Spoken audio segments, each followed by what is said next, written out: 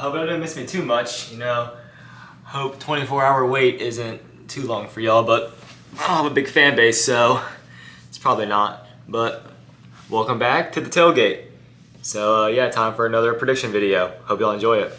So yeah, like the intro said, I'm doing another conference prediction. Yesterday I did the ACC and AAC. Today it's the Big Ten and the CUSA. Like I said, I do one Power 5 and one Group of 5. So without further ado, let's get on with the Big Ten predictions. Now the Big Ten still has divisions, so we'll start with the Eastern Division, and with our first team we have Indiana. Now Indiana's been pretty disappointing since that 2020 season where they almost finished in the top 10. And this year it looks to be more disappointing. I mean, their non-conference schedule is pretty easy, but with them being in the East Division and how tough that is, it's really hard to see them win a lot of conference games. The only game I really see them winning is against Rutgers.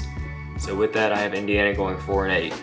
Now Maryland has been pretty interesting to look at over the last few years, as with head coach Mike Locksley, they've been steadily improving every year since he's got there. A big part of that has been a steady improvement of their defense and improvement of the quarterback play. And last year they went 8-5, and with basically the entire team returning for this year, I see them improving slightly again. Now, of course, the big games on their schedule are Ohio State, Michigan, and Penn State, since they are in the East Division. But outside of those games, I don't see them losing any other games. So for me, I think Maryland is going to improve once more and go 9-3. Last year, Michigan went 12-0 in the regular season, which included them blowing out Ohio State in the last game of the season at Ohio State. This year, Michigan has a lot of that offensive and defensive talent returning from that playoff season. Now, yes, they are losing Ronnie Bell, their leading receiver, and Mike Morris, their sack leader. But outside those two big losses, the whole team is basically still there. So with that, I think Michigan's going to go undefeated again. And the reason I think they can beat Ohio State again is because they're playing them at the Big House. And I just think Michigan, since they're not losing as much as Ohio State, I think they're just going to win again. And with that, I think Michigan is going to win the Eastern Division. Michigan State was disappointing last year, as after going 11-2 and winning the Peach Bowl, they fell apart to 5-7 and didn't even make a bowl game. The big loss for them was Kenneth Walker, as their offense was really hurt from that, as they didn't have a potent rushing attack like they had the year before. This year, I think they will slightly improve and make a bowl game, as they have some very winnable conference games, but still with Peyton Thorne going to Auburn and the rushing attack still not looking that good, I think 6-6 is as much as I can give Michigan State this year. Ohio State is similar to Michigan, as they're returning with a lot of talent. However, the big loss for them is their quarterback CJ Stroud, who got drafted to the Houston Texans. I do think whoever will be the quarterback for Ohio State isn't going to do too bad, as Ohio State has the best receiver duo in the country with Marvin Harrison Jr. and Emeka Egbuka. But with a lot of talent returning, this team is going to probably go 11-1 in my opinion. The only game I really see them losing is to Michigan, as I think CJ Stroud will prove to be a huge loss that when it comes to that Michigan game is going to really hurt them. Penn State is going into this year losing a good bit of talent, as their starting quarterback Sean Clifford left for the NFL draft, and their two best defensive players, Joey Porter Jr. and Jair Brown, are also gone. However, I think the reason they're going to stay consistent is their running back core, as Nicholas Singleton and Katron Allen are still on the team, who are their two leading rushers. With that, and a still good few defensive players still there, I think Penn State's going to go 10-2 again, with again those two losses being to Michigan and Ohio State, as I still don't think they have enough talent to beat those two teams. Rutgers is consistently one of the worst teams in the country and in the Power 5. And this year, I unfortunately think it's going to continue, as with a really bad offense and a bad defense, I don't see it improving enough to really get them any more wins. As although they have a very easy non-conference schedule, outside of Northwestern, I don't see them winning any conference games. I just don't see how the offense and defense can improve enough to get them an extra conference win. So for me, I think Rutgers will finish 4-8. Illinois was surprising a lot of people last year, as behind star running back Chase Brown and the top-ranked defense in the country, Illinois was 7-1 and ranked 14th in the country. However, they fell apart and ended 8-5. This year, a lot of that talent that was a part of that team is gone, as Chase Brown is in the NFL, as well as Isaac D'Arcangelo, Sidney Brown, and Devon Witherspoon. They're the best defensive players as well as their running back. I do think Brett Bielema will keep this team competitive and they still make a bowl game, but I don't think their offensive defense will be as good as it was last year. So for me, I think they'll finish 7-5. Iowa last year was held back by their offense as they had a top-ranked defense led by Jack Campbell. Even with the lackluster offense, they still went 8-5 and beat Kentucky in a bowl game. Jack Campbell and some other defensive talent is leaving, so you would think that Iowa would regress. But I do think they can improve slightly as a lot of that offensive talent is returning and a fair bit of their defense is returning. So I do think there is room for the improvement. I think their defense will still be a solid unit. I don't know how they'll do against those ranked games. I don't think they'll beat Penn State, and Wisconsin is a pretty even game for me. But to me, I think Iowa will go 8-4. Minnesota was a team last year that was pretty balanced all around. They had a pretty good offense and then a really good defense. And their offense was mainly led by Muhammad Ibrahim, who had 1,600 rushing yards and 20 touchdowns. However, with him and longtime quarterback Tanner Morgan gone, the last of their offensive firepower that they really had is gone. And also with a fair bit of their defensive players leaving, I think Minnesota's in for a rough season, especially with how tough their schedule is, as they play North Carolina out of conference, and then they play Michigan, Iowa, Wisconsin, and Ohio State. It's not a very easy schedule for them, and with the talent leaving, I think Minnesota going 4-8 is the best I can see them doing. Nebraska has consistently been one of the most disappointing teams in the country over the last few years. With Scott Frost finally gone, I think there's finally some room for improvement as they replaced him with Matt Rule, who's been proven to improve college teams as he improved Temple and Baylor before going to the NFL. Now that he's back in college football, I think Nebraska will have the same fate.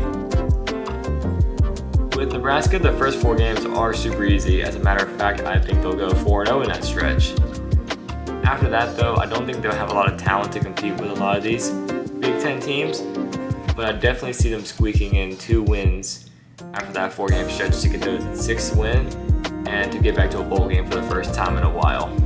Ever since Northwestern made the Big Ten title game in 2020, they have not shown any flashes of the team they once were that year, as they've gone 3-9 and 1-11 the last 2 years. With the controversy behind Pat Fitzgerald, their head coach, and with last year with their star offensive lineman Peter Skoronsky leaving and their running back Evan Hull leaving, I really don't see how this team could really win a lot of games or really even like 3 or 4 games. They do have 2 winnable games against UTEP and FCS Howard, but outside of that, I don't see them winning any other games. So for me, I think Northwestern will go 2-10 with no conference victories. Last year, Purdue was pretty underrated as they went 8-4 and made it to the conference title game, where they actually kept it close to Michigan for a little while. It all really fell apart when they got blown out by LSU in the Citrus Bowl. This year, Purdue is coming to the season with 2 big losses as they're losing their quarterback Aiden O'Connell and their leading receiver Charlie Jones. And they have a pretty average to above average schedule as they're playing Wisconsin, Iowa, Ohio State, and Michigan, which are 4 ranked teams. But outside of that, the rest of their schedule is pretty easy. So for me, I think they'll go 8-4. I think they'll probably beat one of those ranked teams. I don't think it's going to be Michigan or Ohio State, but I think it can be one of the West teams. But even so, I think 8-4 is a good team, and that's probably where Purdue will finish for me. Last year, Wisconsin started the season off ranked 18th in the country, and they ended a pretty disappointing 7-6. However, I do think there's a good bit of upside and improvement for this team this year, as their new coach Luke Fickell have been one of the best coaches at Cincinnati, and they're getting a pretty good transfer quarterback in my opinion with Tanner Mordecai from SMU.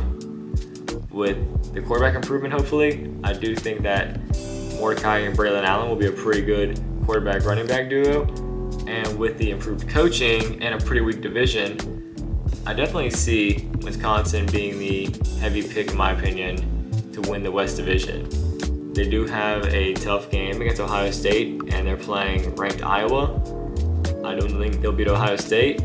However, that Iowa game is a coin toss in my opinion. So for me, I think Wisconsin's bound to slip up one other game outside of Ohio State. So for me, I think Wisconsin will finish 10-2, and that wraps up my Big Ten individual predictions. To wrap up the Big Ten, who do I think will be in the conference championship? Who do I think is going to be the best shot to make the playoffs? And which player do I think has the best shot to win the Heisman? For me, with the conference having divisions, I think out the East you're going to have Michigan, as I think they will go undefeated and beat Ohio State. And out the West, I think Wisconsin's going to win it, as they're in a pretty weak division, and I think it definitely will improve with the coaching and quarterback. And with those two playing each other, I don't see Wisconsin keeping up with Michigan. I think Michigan has too much talent on both sides of the ball.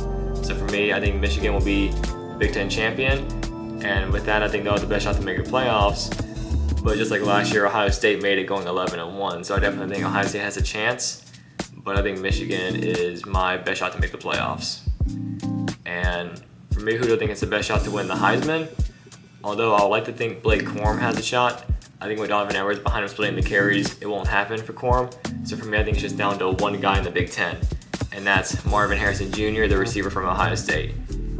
He's simply the best receiver in college football, and I really there's no arguing it. So I think if he has a monster season where he gets the ball a lot, because he definitely deserves it, and he's talented enough to basically catch almost any ball, I think he's the best shot to win the Heisman in the Big Ten. I really think it's just him. With the Big Ten wrapped up, it's time to move on to our Group of 5 conference, Conference U.S.A. Now, this is the smallest conference in college football currently, as with a lot of their teams leaving to the American, they're only down to 9. And the only reason they're at 9 is because they had 2 newcomers from the FCS, and Sam Houston and Jacksonville State.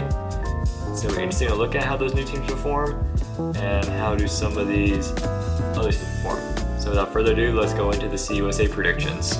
The first team we're looking at is Florida Atlantic.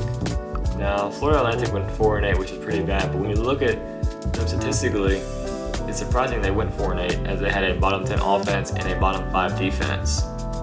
So with that, it's not really a lot you can look at to say that they warrant any sort of improvement. And luckily they do have games against Sam Houston and Jacksonville State, so they have the 2 newcomers who I think they'll beat, and a game against FCS Maine that I think they'll also win. So with those 3 pretty easy games, I think they'll sneak in one more conference win. But that's about all I give them, as I think FAU will finish 4-8. The first newcomer we're looking at is Jacksonville State. Now, Jacksonville State is interesting and kind of hard to grade, as they've just come over from the FCS, and typically FCS teams don't usually win. Now, yes, you might get lucky. We can see teams like James Madison, where they shocked a lot of people and did pretty good the first season in FBS football. But I don't think Jacksonville State is that good. Now, they do have a game against ETSU from the FCS that I think they can win. And while I think that they could beat Sam Houston State, Sam Houston State's been pretty good the last few years over in the FCS. So I don't think they'll win that game. And for the rest of the games being against FBS opponents, I don't see how Jacksonville State will do. It's hard for me to say, but for me, I think they'll go 1-11. Liberty recently moved over to the CUSA after playing independent football for a little while. And it's interesting to look at this team now. A big part for them is that they have Jamie Caldwell, coach from Coastal Carolina. Who's a big part of Coastal Carolina being one of the best Sun Belt teams the last 3 years. With that, and Liberty still having a lot of talent from last year, where they started 7-1, however, it fell apart. I think with Caldwell, I think they'll keep that consistency throughout the whole season. So for me, I think Liberty will go 10-2, as I think their only 2 games that they're really going to lose are in the middle, as I think they'll lose to Middle Tennessee State and Western Kentucky back-to-back.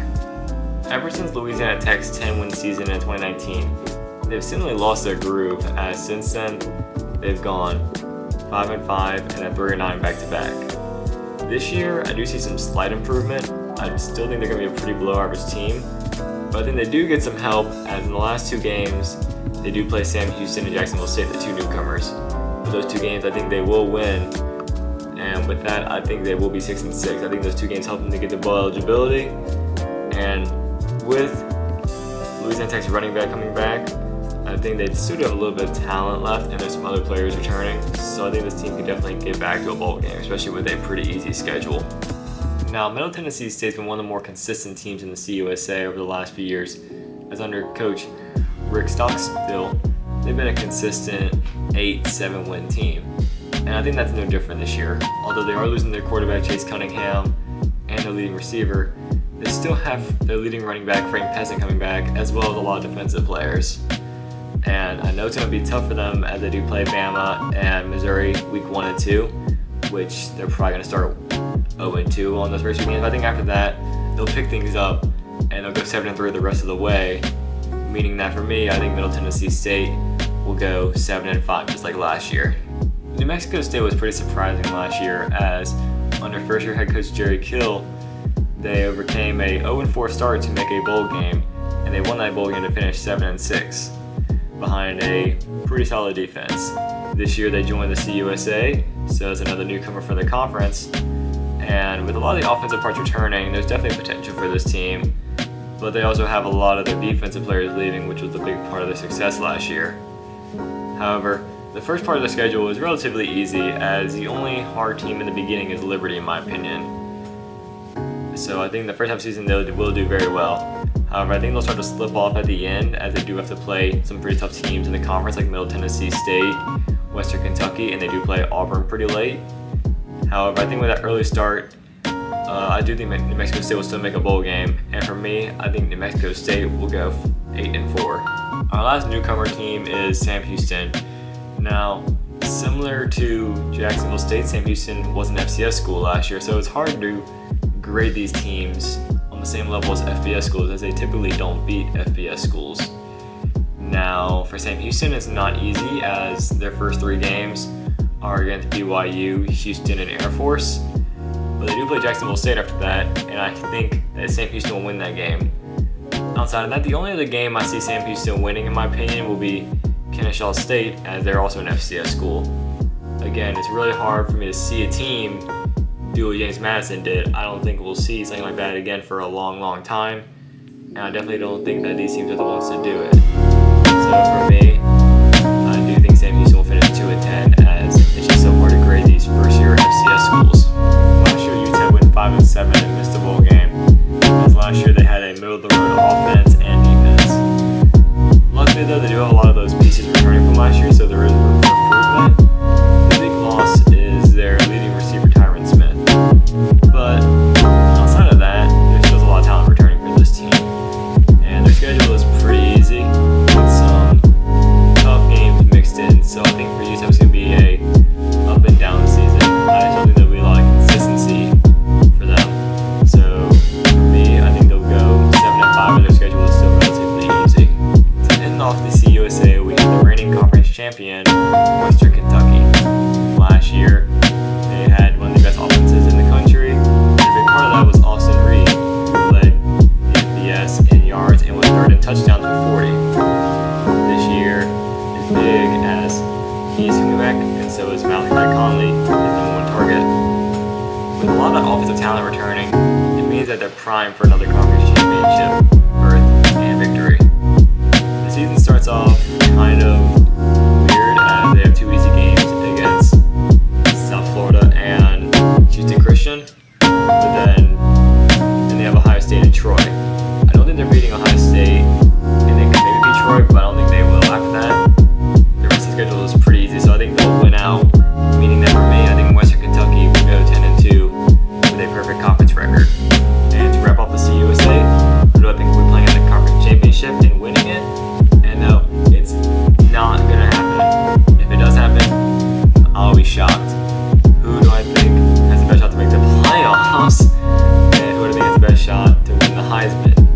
I know it's hilarious. But for the conference championship, I think it's going to be Western Kentucky and Liberty. They're the only teams I think that are going to win double-digit games in the conference, as they have the best rosters and the best coaches. And for me, I think Western Kentucky's offense and just Austin Reed overall just being the best quarterback and best player probably in this conference, I think that Western Kentucky will win back-to-back conference titles. And with that, it's not going to happen, but that would give Western Kentucky the best shot to make the playoffs. And also, I think they have the best shot to have a Heisman, as Austin Reed is the best statistical passer in the conference and one of the best in the country. And considering how Western Kentucky's offense normally is, as they're normally a high-powered air raid offense, he's probably going to put up great statistical numbers. But that wraps up the CUSA in total. And yeah, that wraps up day 2 of my conference predictions. We did the Big Ten and CUSA today. Tomorrow at 10 o'clock Central at the same time, I will be doing my Big 12 and MAC predictions. I think those will be pretty fun, as the Big 12 has a lot of new additions. So with that, hope y'all enjoyed the video. Like, favorite, and subscribe if you had. And I will see y'all Wednesday at 10.